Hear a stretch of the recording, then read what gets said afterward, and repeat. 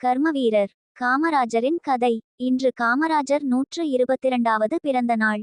சாதாரண குடும்பத்தில் பிறந்து அசாதாரண நிகழ்வுகளை நிகழ்த்தியவர் காமராஜர் என்றால் அது மிகையல்ல. இந்தியாவின் மிக உயரிய பதவிகள் தன்னை தேடி வந்த போதும் அதை விட்டு கொடுத்த செம்மல். பல தலைவர்களை அரியணைகள் ஏற்றி அழகு பார்த்தவர்.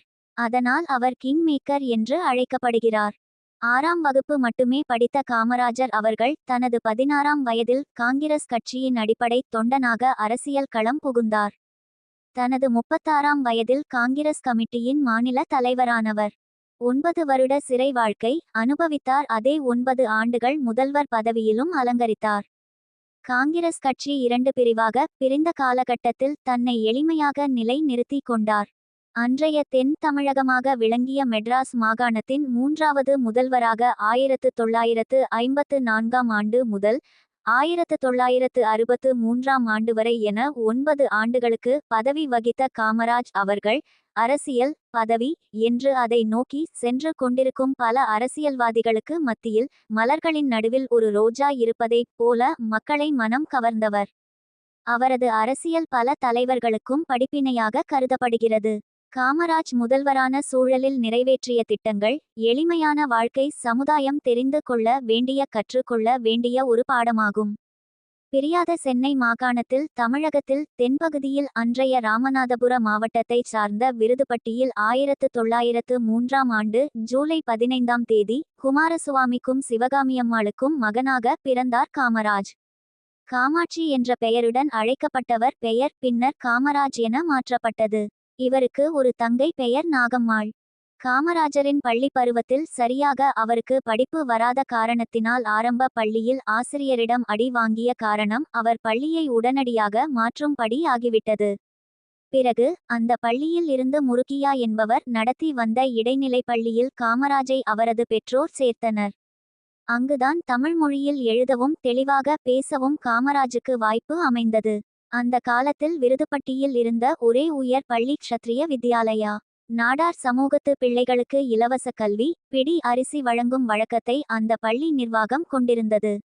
அந்த பள்ளியில் 1910ஆம் ஆண்டில் சேர்ந்தார் காமராஜ்.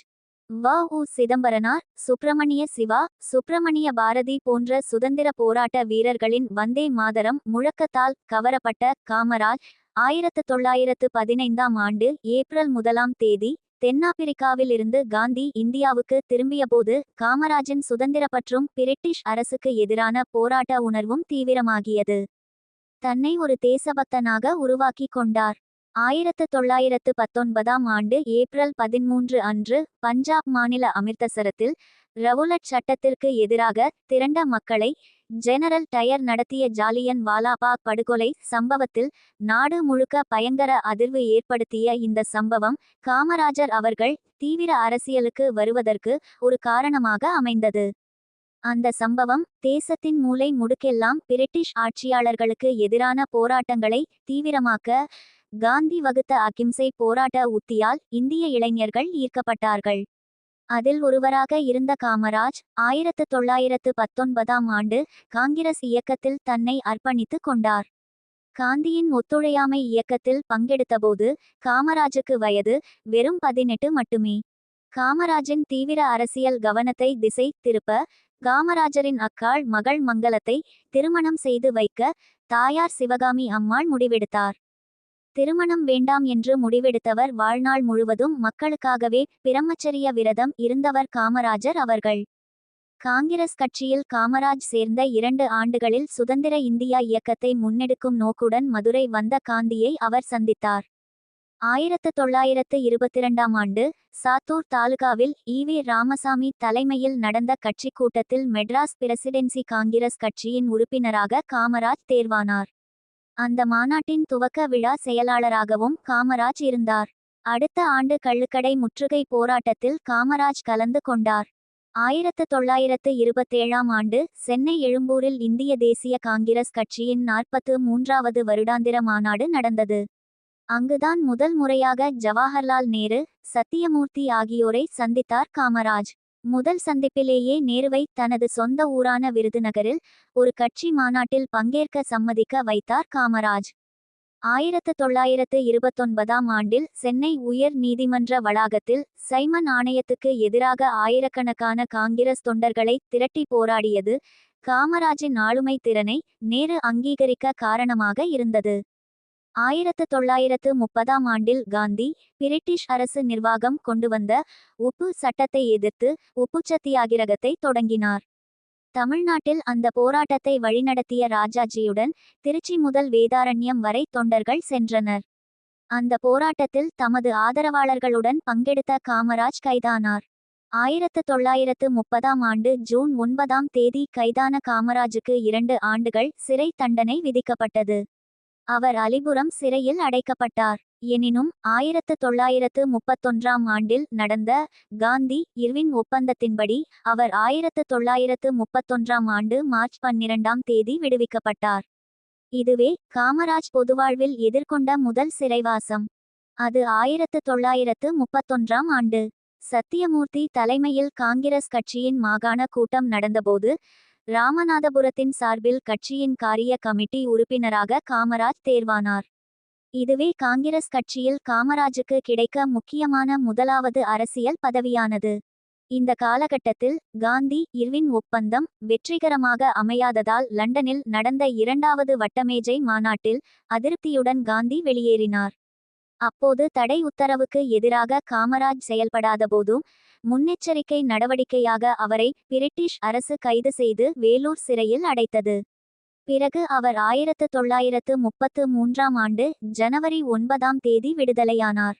இது காமராஜின் 2ஆம் சிறைவாசமானது. 1936ஆம் ஆண்டில் சத்தியமூர்த்திக்கும் சி.என்.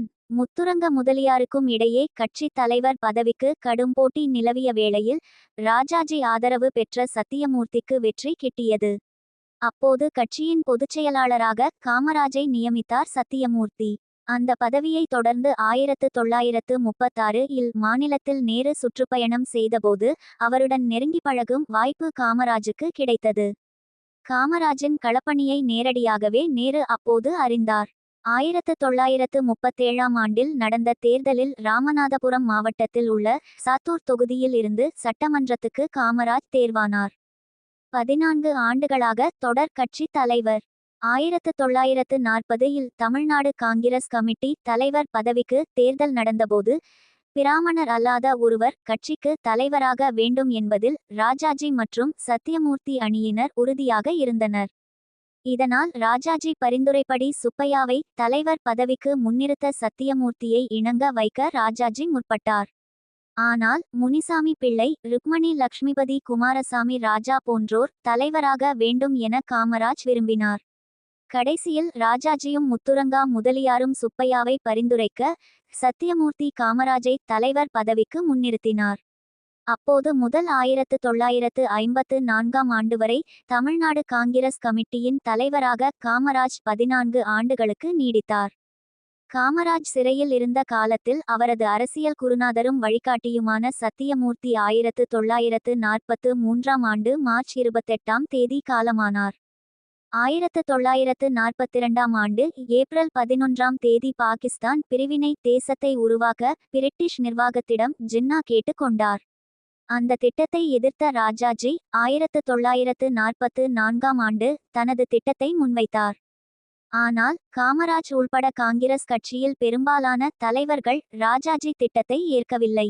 இதனால் 1943ஆம் ஆண்டு ஏப்ரல் 3ஆம் தேதி ராஜாஜி காங்கிரஸ் கட்சியின் அடிப்படை உறுப்பினர் உள்ளிட்ட பொறுப்புகளில் இருந்து விலகினார். 1945இல் காமராஜ் சிறையில் இருந்து வெளிவரவும் காங்கிரஸ் கட்சிக்குள் ராஜாஜி மீண்டும் இணைய விருப்பம் தெரிவித்த நிகழ்வும் ஒரு சேர நடந்தது. ஆனால் ராஜாஜியின் உறுப்பினர் சேர்ப்பு நிகழ்வை காமராஜ் தள்ளி வைத்து கொண்டே வந்தார்.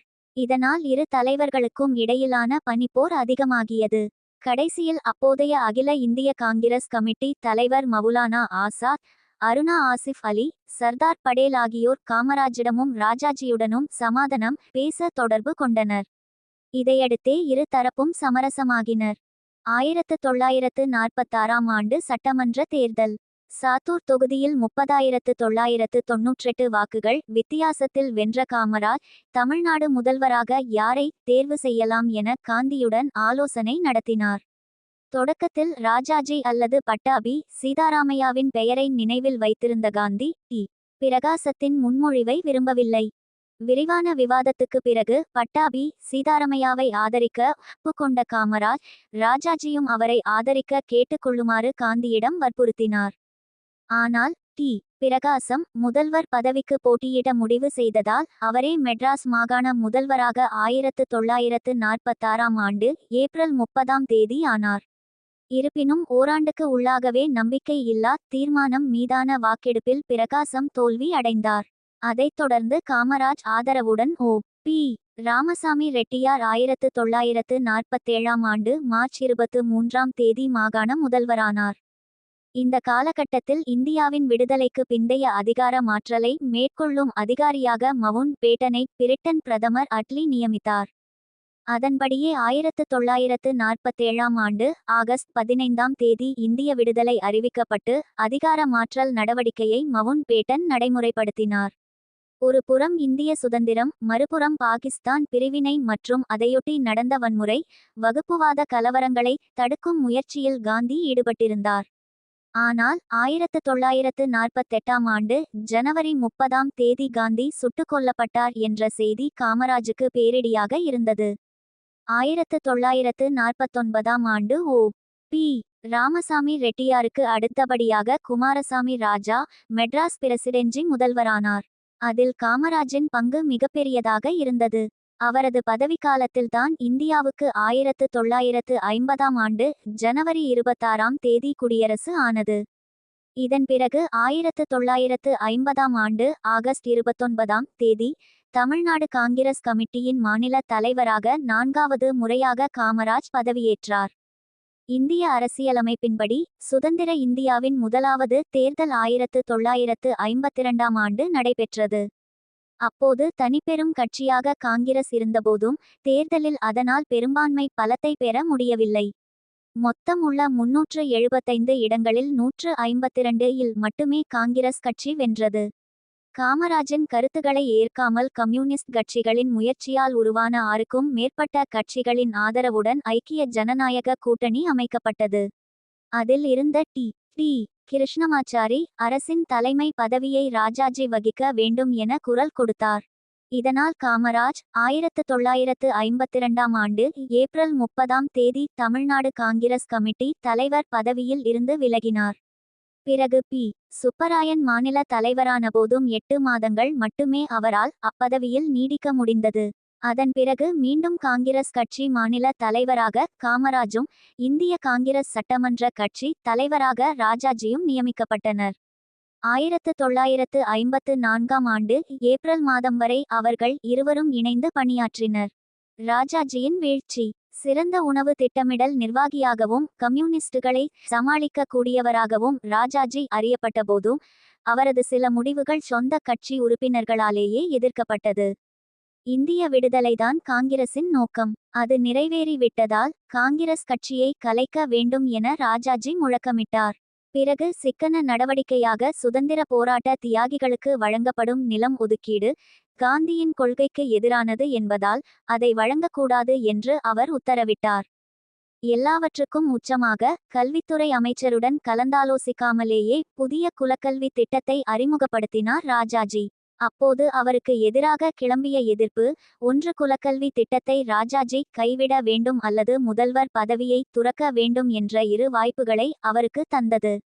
கடைசியில் தனது திட்டத்தை எதிர்ப்பது தன்னையே எதிர்ப்பது போல என கூறி தனது பதவியை 1954ஆம் ஆண்டு மே 25ஆம் ராஜினாமா செய்தார் ராஜாஜி.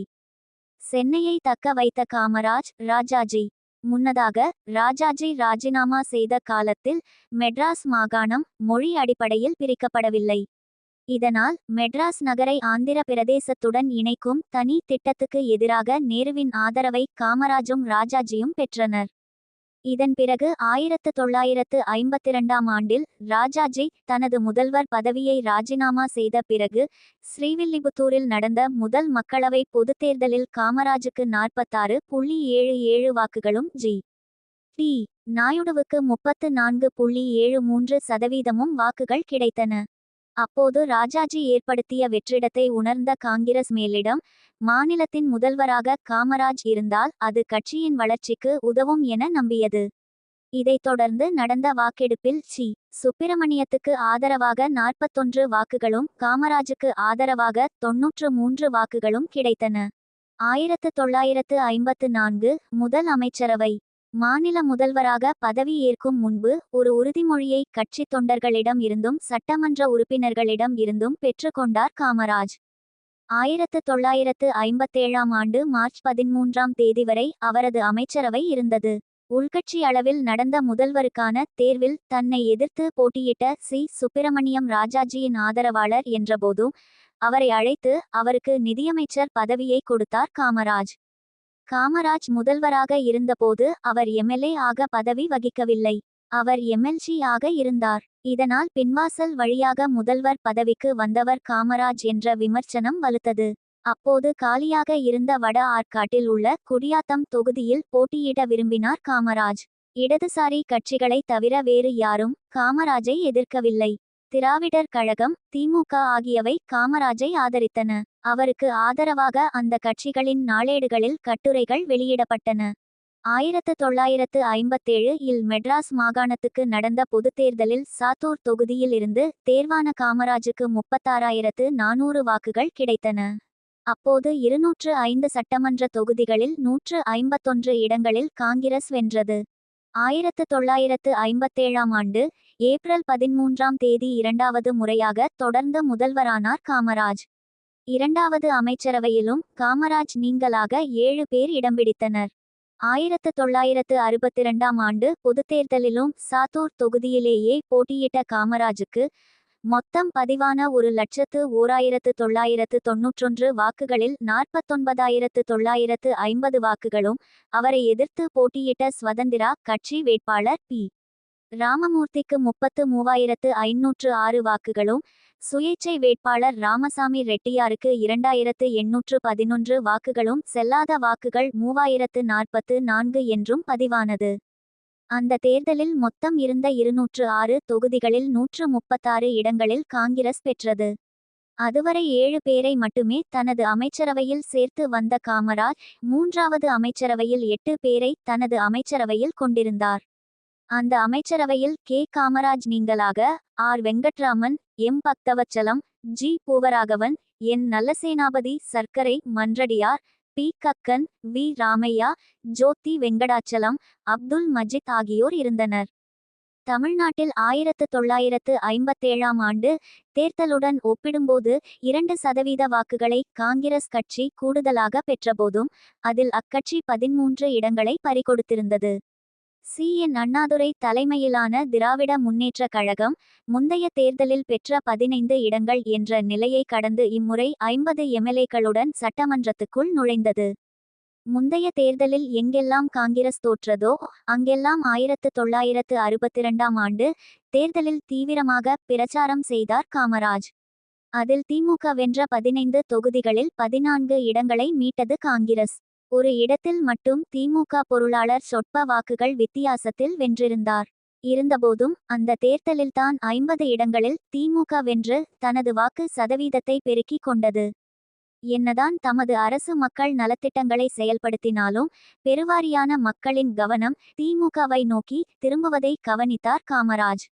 ஆட்சி அதிகாரத்தில் தங்களின் கவனத்தை காங்கிரசார் செலுத்துவதாக கூறிய அவர், அதே ஈடுபாட்டை மக்கள் சேவை மற்றும் வீழ்ச்சியை சந்திக்கும் கட்சியை மீட்பதிலும் கொண்டிருக்க வேண்டும் என்ற முடிவுக்கு வந்தார் காமராஜ். அந்த முடிவுக்கு அச்சாரமாக தனது முதல்வர் பதவியை ராஜினாமா செய்துவிட்டு கட்சியை வலுப்படுத்தும் முயற்சியில் நேரடியாகவே களமிறங்கினார் காமராஜ். அவரது இந்த திடீர் நடவடிக்கை காங்கிரஸ் கட்சியில் ஆட்சியிலும் பதவியிலும் உள்ள தலைவர்களும் அரசு பொறுப்பை உதறி விட்டு கட்சியை வலுப்படுத்தும் முயற்சிக்கு வித்திட்டது. இதுவே பிரபலமாக காமராஜ் திட்டம் அல்லது கே திட்டம் என்று அழைக்கப்பட்டது. 1963 ஆண்டில் ஹைதராபாத்தில் நடந்த கட்சி மாநாட்டில் செய்தியாளர்களிடம் பேசிய காமராஜ் கே திட்டத்துக்கு நேருவின் ஒப்புதலை பெற்றதாக தெரிவித்தார். அப்போது அவர், ஆட்சியும் அதிகாரமும் கட்சியில் உள்ள எந்தவொரு தனி நபரின் சொத்தாக இருக்கக்கூடாது. அந்த வகையில் எந்தவொரு தனி நபரும் 10 ஆண்டுகளுக்கும் மேலாக எந்தவொரு பதவியிலும் தொடருவது கட்சிக்கு எந்த பயனையும் தரப்போவதில்லை என்று கூறினார். தனது ராஜினாமா முடிவை தொடர்ந்து தமிழ்நாடு முழுவதும் கிராமம் கிராமமாக சுற்றுப்பயணம் செய்து காங்கிரஸ் கட்சியின் தொண்டர்களுடன் முழு நேரத்தை செலவிட்டு கட்சியை ஆணி வேர் அளவில் வலுப்படுத்தப்போவதாக காமராஜ் தெரிவித்தார். 1962ஆம் ஆண்டு ஆகஸ்ட் 12ஆம் தேதி டெல்லி சட்டப்பேரவை உறுப்பினர்களிடம் பேசிய நேரு, காமராஜ் வகுத்த திட்டம் இதுவரை எந்தவொரு கட்சியும் சிந்திக்காத ஈடு இணையற்ற திட்டம் என்று புகழாரம் சூட்டினார். திட்டம் தமிழ்நாடுக்கு மட்டுமின்றி இந்தியா முழுவதும் விரிவடைய வேண்டும் என்று அவர் விரும்பினார். அடுத்த 2 வாரங்களில் காங்கிரஸ் ஆளும் மத்திய, மாநில அரசுகளில் யாரெல்லாம் பதவி விலகுவார்கள், கட்சியை வலுப்படுத்துவார்கள் என்ற பட்டியலை வெளியிட்டார் நேரு. அதன் விளைவாக அப்போது மத்தியில் அமைச்சர்களாக இருந்த லால் பகதூர் சாஸ்திரி, உள்துறை மொரார்ஜி தேசாய், நிதித்துறை ஜெக ஜீவன் ராம், அஞ்சல் துறை எஸ்.கே. பாட்டீல், உணவுத்துறை கோபால் ரெட்டி, வானொலி ஒலிபரப்பு ஸ்ரீமாலி, கல்வி மற்றும் மாநிலத்தில் முதல்வர்களாக இருந்த காமராஜ், தமிழ்நாடு பட்நாயக், ஒரிசா சி.பி. குப்தா, உத்தர பிரதேசம் வினோதானந்த் ஜா, பிஹார் மந்த்லாய், மத்திய பிரதேசம் ஆகியோர் பதவியை ராஜினாமா செய்து விட்டு முழு நேர கட்சிப்பணிக்கு திரும்பினார்கள். 1963ஆம் ஆண்டு அக்டோபர் 2ஆம் தேதி காமராஜ் தனது முதல்வர் பதவியை ராஜினாமா செய்தபோது அவருக்கு திராவிடர் கழக தலைவர் ஈ.வே. ராமசாமி ஒரு தந்தி அனுப்பினார். அதில் காமராஜின் முடிவு அவருக்கு மட்டுமின்றி தமிழக மக்கள் தற்கொலை செய்து கொள்வதற்கு ஒப்பானது என்று ஈ.வே.ரா குறிப்பிட்டார். காமராஜின் ராஜினாமாவுக்கு பிறகு தமிழக முதல்வராக பக்தவச்சலம் பதவியேற்றார். அவரது அமைச்சரவை 1963ஆம் ஆண்டு அக்டோபர் 2ஆம் தேதி பதவியேற்றது. காமராஜின் அதிரடி அறிவிப்பாலும் செயல்பாடுகளாலும் நெகிழ்ச்சி அடைந்த நேரு, அவர்தான் அகில இந்திய காங்கிரஸ் கமிட்டி தலைவராக வேண்டும் என்று விரும்பினார். ஆனால் தொடக்கத்தில் அதை ஏற்க மறுத்த காமராஜ், நேருவின் 3 மாத அழுத்தத்துக்கு பிறகு அகில இந்திய காங்கிரஸ் கமிட்டியின் தலைவராக 1964ஆம் ஆண்டு ஜனவரி 1ஆம் தேதி பதவியேற்றார். அதே மாதம் 5ஆம் தேதி ஒரிசாவில் நடந்த கட்சி நிகழ்ச்சியில் திடீரென நேரு உடல் நலம் குன்றிப்போனார். உடல்நிலை மோசமடைந்து வந்த நிலையில் அதே ஆண்டு மே மாதம் 27ஆம் தேதி நேரு காலமானார். நேரு காலமானதையடுத்து அவர் வகித்து வந்த இந்திய பிரதமர் பதவிக்கு மூத்த அமைச்சரவை உறுப்பினரான குல்சாரிலால் நந்தாவை தற்காலிக பிரதமராக அப்போதைய குடியரசு தலைவராக இருந்த ராதாகிருஷ்ணன் நியமித்தார். ஆனால் லால் பகதூர் சாஸ்திரியை அப்பதவிக்கு நியமிக்கும் எண்ணத்தில் கட்சி தலைவரான காமராஜ் இருந்தார். ஆனால் அப்போது மொரார்ஜி தேசாய்க்கும் பிரதமராகும் எண்ணம் இருந்தது. இந்த விவகாரத்தில் கருத்தொற்றுமை அடிப்படையில் பிரதமர் பதவிக்கு தகுதியானவரை தேர்வு செய்யும் அதிகாரத்தை காமராஜுக்கு காங்கிரஸ் காரிய கமிட்டி வழங்கியது. இதையடுத்து மொரார்ஜி தேசாயிடம் பேசி லால் பகதூர் சாஸ்திரியை பிரதமராக்க ஆதரவு தருமாறு காமராஜ் கேட்டார். ஆனால் தனக்கு அதில் விருப்பம் இல்லாதபோதும் கட்சியின் ஒழுங்குக்கு கட்டுப்பட்டு அந்த முடிவை ஆதரித்தார் மொரார்ஜி. இந்த காலகட்டத்தில் 1965ஆம் ஆண்டு இந்தியா, பாகிஸ்தான் இடையே போர் மூண்டது. இதைத் தொடர்ந்து பிரதமர் லால் பகதூர் சாஸ்திரியுடன் காமராஜ் போர் முனைக்கு சென்று களத்தில் உள்ள வீரர்களுக்கு உற்சாகமூட்டினர். அந்த போர் தாஷ்கெண்ட் உடன்பாட்டில் இந்திய பிரதமரும் பாகிஸ்தான் பிரதமரும் கையெழுத்திட்டதன் மூலம் முடிவுக்கு வந்தது. அந்த ஒப்பந்தம் கையெழுத்தான சில மாதங்களிலேயே நெஞ்சு வலி காரணமாக லால் பகதூர் சாஸ்திரி காலமானார். அவரது மறைவை தொடர்ந்து பிரதமர் பதவிக்கு தகுதி வாய்ந்தவர்களாக மொரார்ஜி தேசாய், நந்தா, சவான், ஜெக ஜீவன் ராம், எஸ்.கே. பாட்டீல் ஆகியோர் தங்களை தாங்களே நியமிக்கும் நம்பிக்கையில் உறுதியாக இருந்தனர். இதில் மொரார்ஜி, ஜெக ஜீவன் ராம், எஸ்.கே. பாட்டீல் ஆகியோர் காமராஜின் திட்டத்தின் கீழ் தங்களுடைய அமைச்சரவை பதவியை துறந்தவர்கள். ஆனால் காமராஜின் எண்ணம் வேறு விதமாக இருந்தது.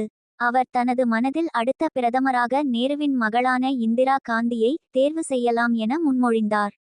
காமராஜின் முடிவை தொடர்ந்து மொரார்ஜி நீங்கலாக மற்றவர்கள் தங்களுடைய நிலையில் இருந்து பின்வாங்கினர். இதையடுத்து கட்சிக்குள்ளாக மொரார்ஜிக்கும் இந்திரா காந்திக்கும் இடையே நிலவிய போட்டியில் இந்திரா காந்திக்கு ஆதரவாக 355 வாக்குகளும் மொரார்ஜிக்கு ஆதரவாக 169 வாக்குகளும் கிடைத்தன.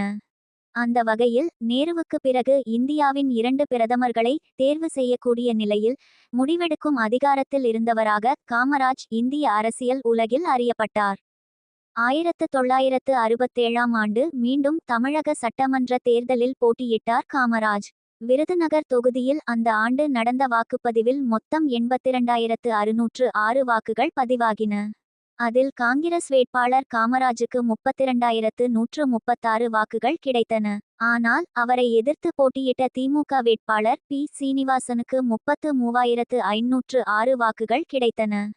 அந்த காலகட்டத்தில் அகில இந்திய காங்கிரஸ் கமிட்டியின் தலைவராக காமராஜ் இருந்தார்.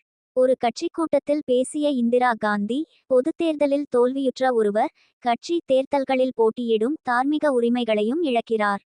காரணம், அவர் ஏற்கெனவே மக்களின் மதிப்பையும் நம்பிக்கையையும் இழந்தவராகி விடுகிறார் என்றார்.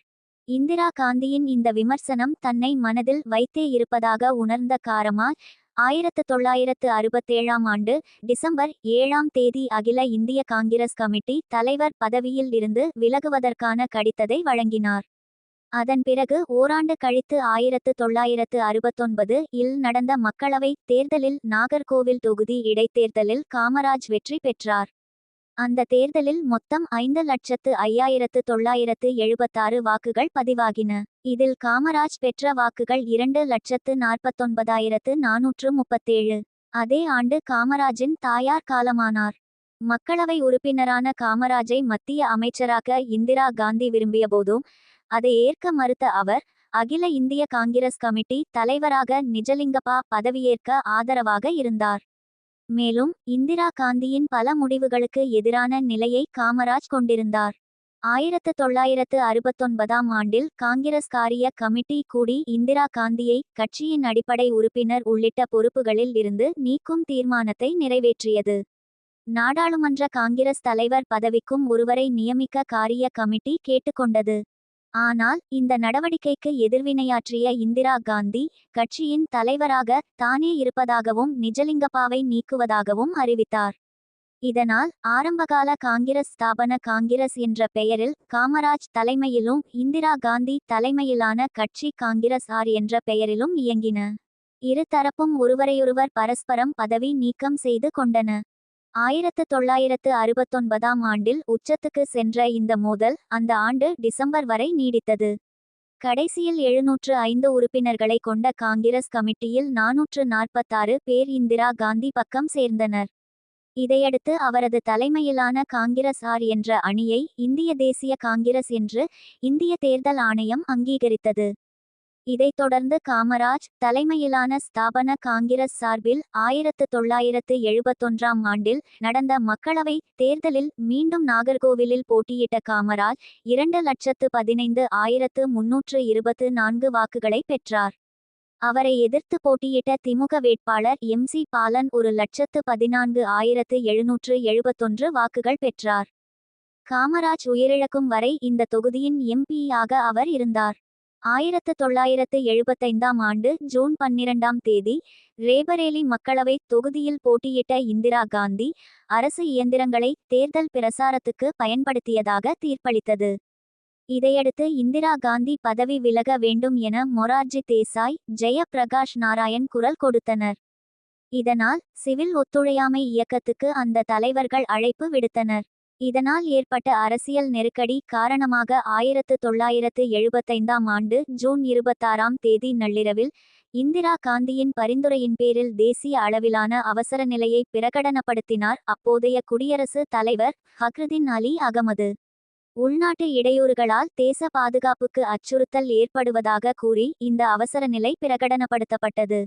அந்த காலகட்டத்தில் ஜெயப்பிரகாஷ் நாராயண், மொரார்ஜி, சரண் சிங் உள்ளிட்ட தலைவர்கள் கைது செய்யப்பட்டனர். ஆனால் காமராஜ் கைதாகவில்லை. அனைத்து ஊடகங்களும் தணிக்கைக்கு உட்படுத்தப்பட்டன. சரியாக ஓராண்டுக்கு முன்பு தன்னால் நாட்டின் பிரதமராக அடையாளம் காட்டப்பட்ட இந்திரா காந்தியின் இந்த செயல்பாடுகள் காமராஜுக்கு கடுமையான வலியை தந்தது. ஒரு சில நாட்களில் அவசரநிலை தளர்த்தப்படலாம் என நம்பிய காமராஜுக்கு அடுத்தடுத்து நடந்த அரசியல் கைதுபடலம் அவரது உடல்நிலையை மோசமாக்கியது. கடுமையான காய்ச்சல், இரத்த அழுத்தம், சர்க்கரை அளவு அதிகரிப்பு போன்றவற்றால் காமராஜின் உடல்நிலை பலவீனம் அடைந்தது. 1975ஆம் ஆண்டு ஜூலை 15ஆம் தேதி தனது 73ஆம் பிறந்த நாளை மிக மிக எளிய முறையில் கொண்டாடினார் காமராஜ். அவசரநிலை காரணமாக தன்னைத்தானே வீட்டுக்குள்ளேயே அடைத்து கொண்ட காமராஜ் 1975ஆம் ஆண்டு அக்டோபர் 2ஆம் தேதி பிற்பகல் 3:15 மணிக்கு நெஞ்சு வலியால் காலமானார். காமராஜுக்கு முழு அரசு மரியாதையுடன் இறுதி நிகழ்வு நடந்தது. 1976ஆம் ஆண்டு அவருக்கு குடிமக்களுக்கான உயரிய விருதாக கருதப்படும் பாரத ரத்னா விருது வழங்கப்பட்டது. கலை, இலக்கியம், அறிவியல், பொது அங்கீகாரம் ஆகிய துறைகளில் தனித்து விளங்கியதற்காக இறப்புக்கு பிந்தைய அங்கீகாரமாக பாரத ரத்னா விருதை காமராஜுக்கு தருமாறு அப்போதைய குடியரசுத் தலைவருக்கு பிரதமராக இருந்த இந்திரா காந்தி பரிந்துரை செய்தார். அவரது பிறந்த நாளில் நாம் தெரிந்து கொள்ள வேண்டிய விஷயங்கள் படிப்பறிவு குறைவாக இருந்தாலும் கூட கேள்வி அறிவுகளால் நாட்டையும் ஆள முடியும் என்று நிரூபித்தவர் காமராஜர் அவர்கள். அவரது ஆட்சி காலத்தில் கல்விக்கூடங்கள், தொழிற்கூடங்கள், நீர்நிலைகள் காப்பதற்கான அணைக்கட்டுகள் அனைத்தும் அமைக்கப்பட்டு தமிழக வளர்ச்சிக்கு பெரிதும் காரணமாக இருந்தார் என்றால் அது மிகையல்ல.